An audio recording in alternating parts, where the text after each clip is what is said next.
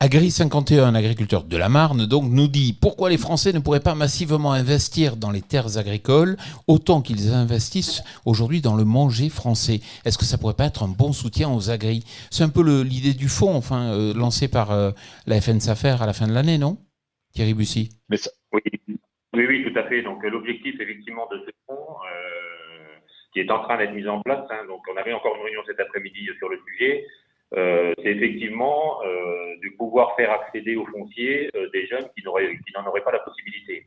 Donc nous, ça fait quand même maintenant 4 ans, plus de 4 ans qu'on travaille sur le sujet. Donc l'objectif, c'est un fonds institutionnel, hein, avec effectivement l'amorçage du fonds par des institutionnels. Et après, une fois que ce fonds serait en place, de le faire abonder via l'épargne des Français située dans l'assurance vie.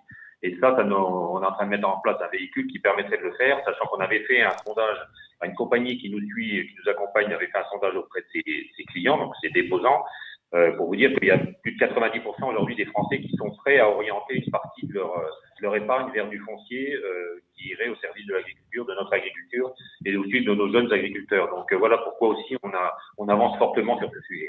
Bon, de toute façon, il y Sur a ce sujet-là, Jean-Paul, moi je connais une start-up qui a plus de 43 ans et qui fonctionne très bien sur ce sujet, c'est les GFAM, donc GFA mutuel.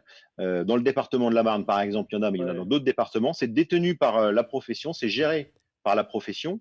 Et aujourd'hui, les investisseurs sont souvent des agriculteurs qui investissent quelque part, des agriculteurs retraités, et mettent à disposition à des jeunes, des moins jeunes, des personnes qui sont ponctuellement un peu en difficulté. Là, on vient de vivre une période un peu délicate sur des quelques années où les rendements étaient très faibles, les marchés très, très tendus. Les agriculteurs se sont séparés de quelques hectares pour pouvoir passer le cap. Donc, se sont séparés, ont vendu au GFA. Malgré tout, ont eu le fermage, la capacité d'exploiter, de continuer d'exploiter. Et c'est un système qui fonctionne très, très bien depuis 42 ou 43 ans dans bon nombre de départements au niveau national.